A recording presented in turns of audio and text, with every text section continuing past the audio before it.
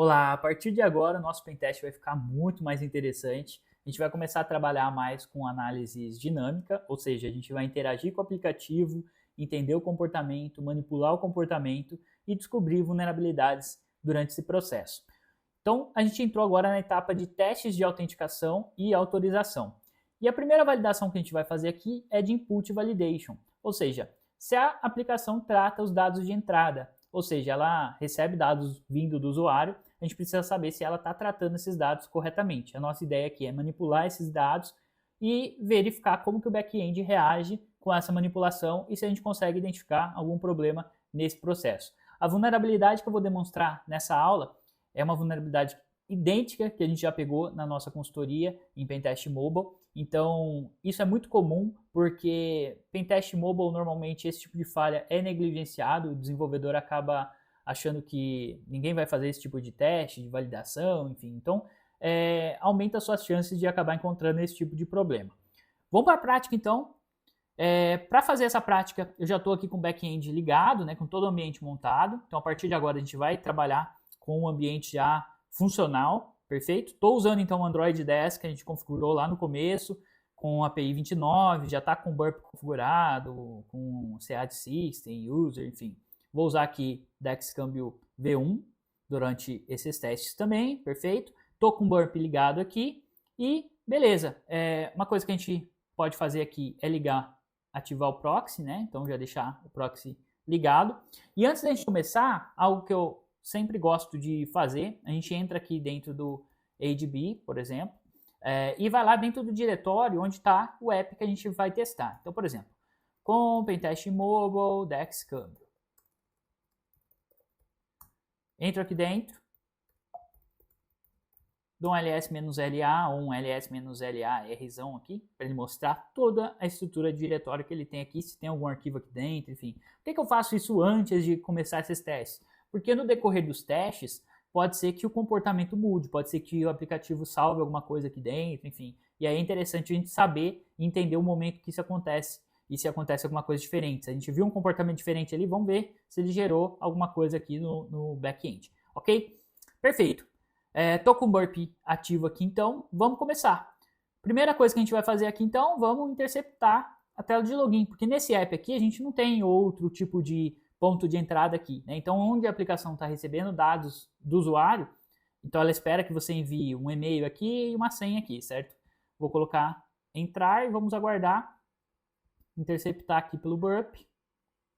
Perfeito. Posso vir aqui, clicar com o direito, send to repeater, mandar para o repeater. Se eu quiser dar uma olhada nessa requisição aqui também, antes de ir lá para o repeater, posso ver o que ele está fazendo. Então, ele faz um post para API login.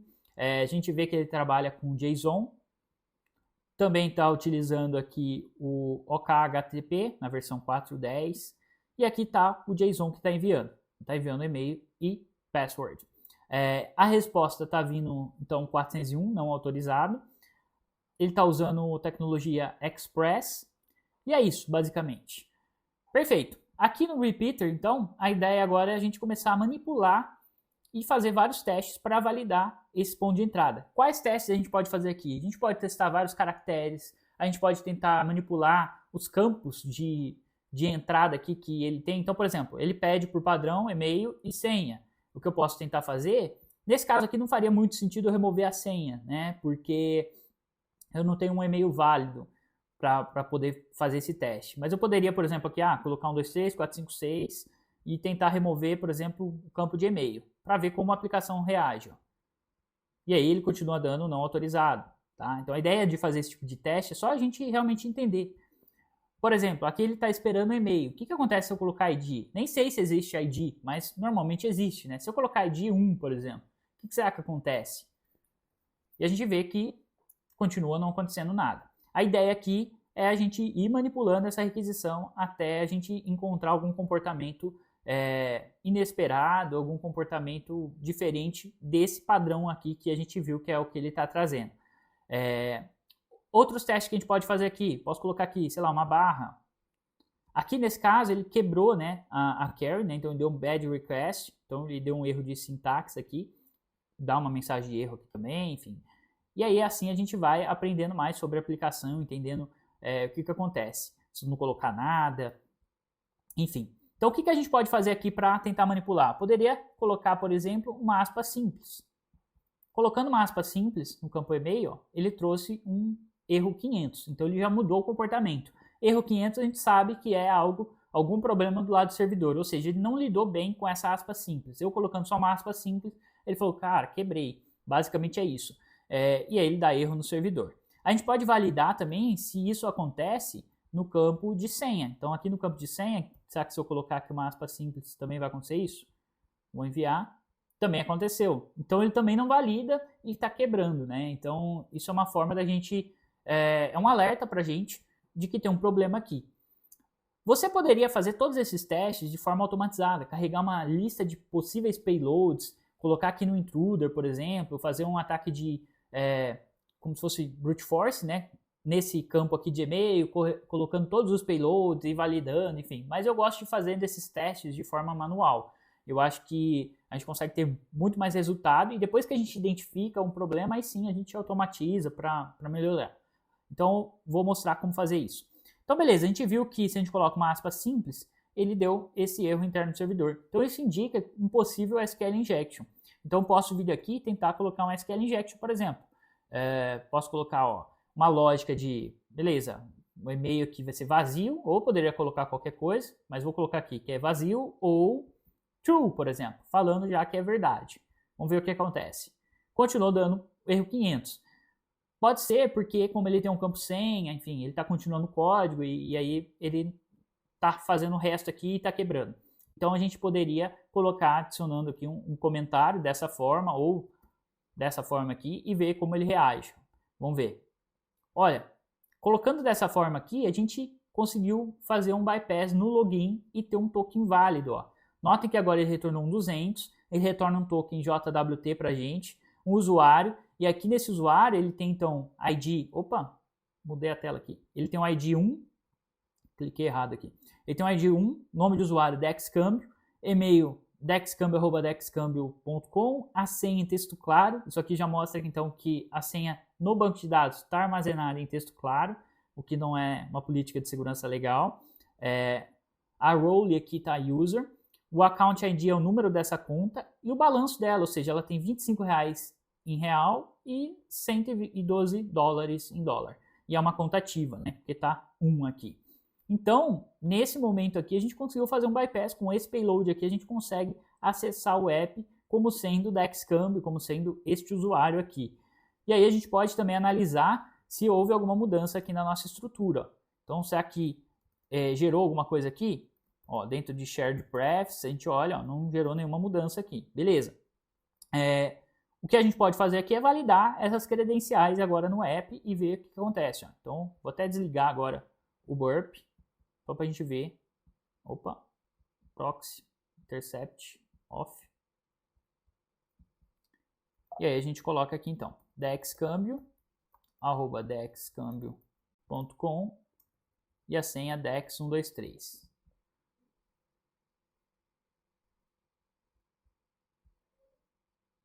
Vamos ver. Autenticou. E aqui a gente está autenticado então com DexCambio, saldo de 25, aquilo que a gente acabou de ver. Conseguimos autenticar no app com as credenciais que a gente descobriu. E se a gente vir aqui dentro do Shared Prefs, a gente vê que ele criou um arquivo DexSession e esse arquivo DexSession possui então o token validado aqui para acessar. Então essa é uma informação interessante, a gente vai validar depois a segurança desse token, enfim. Vamos voltar aqui para o nosso repeater para a gente continuar os nossos testes, ok? Vou até fechar aqui o app, vou continuar trabalhando com essa requisição aqui. Então a gente viu que essa requisição é válida. Poderia fazer ela dessa forma aqui também, ó, ia funcionar. Os dois significa comentário, ok? Poderia também fazer de outras formas, ó, or 5 igual a 5, e aí coloco o comentário. Dessa forma aqui também funciona. Por que está funcionando? Porque a gente está trabalhando com essa lógica. Ó. Então o primeiro ponto aqui é falso, que é vazio. Mas o segundo é ou 5 igual a 5. 5 igual a 5 é verdade? É verdade. Então ele deixa passar e me traz o primeiro registro do banco. Se eu colocar aqui 5 igual a 4, isso não é verdade. E aí nenhum dos lados é verdade. E aí basicamente ele não vai funcionar. Ó. Certo? Então, basicamente, SQL Injection básico aqui. Mas a ideia aqui foi mostrar como que a gente pode, então, explorar esse SQL Injection dessa forma aqui. Outra forma que a gente pode fazer é a gente salvar esse body aqui, por exemplo. Então, vou copiar só o que ele envia aqui de dados. E a gente pode usar uma ferramenta automatizada, por exemplo, para automatizar esse SQL Injection e tentar ver se a gente consegue extrair mais informações do banco de dados. Para isso, a gente pode usar, por exemplo, o SQL Map.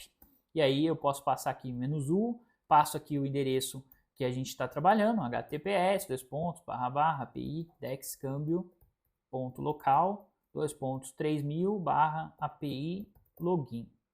Acho que é esse mesmo, né? API login, perfeito. Como ele está usando post aqui, a gente tem então que falar que a gente vai trabalhar com o método post. E aí a gente tem que enviar os dados. E aí para a gente enviar os dados, a gente coloca entre aspas simples aqui e coloca então o nosso o campo de dados aqui que a gente salvou daqui, ok? Que é o que ele está enviando no corpo, né? Que é onde tem a falha, né? Nesse campo que ele vai. Nos dois campos aqui são vulneráveis a SQL Injection, como a gente viu. Inclusive, a gente validou só no campo de e-mail. A gente pode validar aqui no campo de senha também, ó. Aspas simples, or 1 igual a 1, por exemplo. E ver se ele valida aqui também, ó. Validou. Então, é vulnerável nos dois campos. Perfeito. Feito isso, eu posso pedir para o SQL Map o que eu quero. Eu quero o banco de dados atual. Eu quero saber o nome do banco de dados que está funcionando nesse momento aqui, né? Nessa requisição aí. Ele identificou que está trabalhando com dados JSON, vou avançar. E aí o SQL Map retornou esse erro aqui, ó, não autorizado, porque a gente viu que o comportamento padrão do servidor é sempre retornar um 401 não autorizado. Isso aqui por padrão, quando requisições 401 aparece, significa que você não tem autorização, enfim. Então, normalmente a ferramenta para de funcionar. É o que está acontecendo aqui com o SQL Map. Ele identificou isso e falou, olha, não vai funcionar eu tentar fazer o SQL Injection aqui porque está retornando 401. Mas a gente pode utilizar uma opção no SQL Map chamada Ignore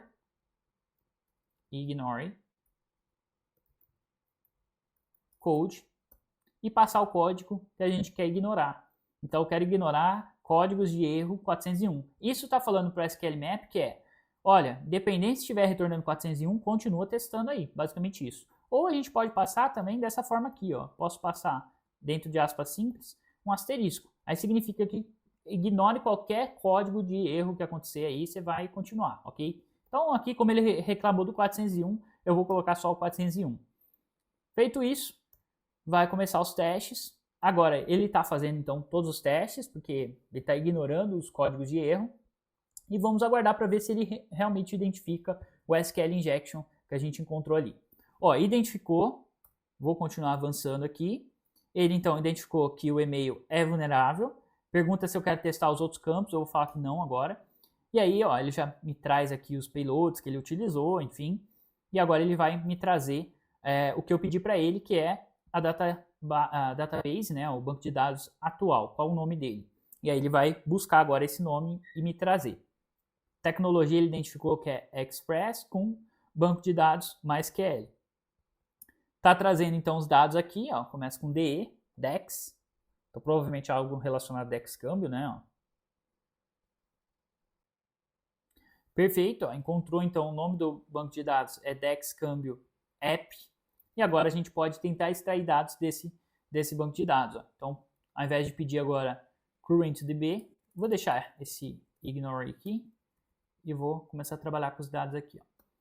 Então, -dzão, vou colocar então o nome do banco de dados que a gente encontrou, -- tables, para descobrir quais são as tabelas existentes dentro dessa base de dados aí. Então ele encontrou vários, ó, depósito, exchange rates, transactions e users. Então vamos para a de users, que é a mais interessante para a gente. Então agora, table users, e agora eu quero saber quais são as colunas que existem dentro da tabela de usuários. E aí ele traz todas as colunas, que são basicamente o que a gente viu quando a gente conseguiu autenticar ali com o bypass, né? Então o nome, a role, o account ID, quanto que tem na conta, todas essas informações incluindo a senha aqui. Então nesse caso aqui eu posso pedir por uma coluna específica para ele me trazer os dados, ou posso pedir por todas também, tá? Então posso vir aqui e agora fazer um dump. Ao invés de pedir por, só quero o campo de senha, eu quero que ele faça um dump então de todas as colunas, ó. Nesse caso aqui ele trouxe então todas as colunas. Nesse momento a gente então tem acesso a senha de todas as contas e todas as contas que tem incluindo o saldo aqui, né? Então a gente consegue ver aqui, ó, o admin é a segunda conta, né? A primeira é essa da Xcambio, por isso que quando a gente fez o bypass do SQL ali, a gente teve acesso a essa primeira conta, que é o primeiro registro do banco, ok? Mas a gente vê que o registro de admin aqui, a conta de admin, ela já tem um saldo maior, enfim, tem algumas contas que tem saldo zerado, a gente consegue ver alguns comportamentos, né? Fora essas duas contas aqui, todas as contas de usuário aqui, eles seguem um padrão com um código, ó, e esse código é igual o final do número da conta. Então, são informações importantes aqui para a gente. Obviamente, nesse cenário que a gente está aqui, já é meio game over, né? Porque aqui a gente já teve um dump completo, agora a gente já conseguiria autenticar com o usuário admin, ver o painel administrativo, manipular, enfim, ter acesso mais irrestrito ali ao aplicativo, né? Obviamente a gente vai fazer vários outros testes para validar token, enfim, nas próximas aulas. Mas a ideia aqui foi mostrar como que você pode usar o processo que a gente começou de forma manual para identificar uma vulnerabilidade e depois automatizar esse processo, no nosso caso um SQL Injection, usando o SQL Map. Até mais!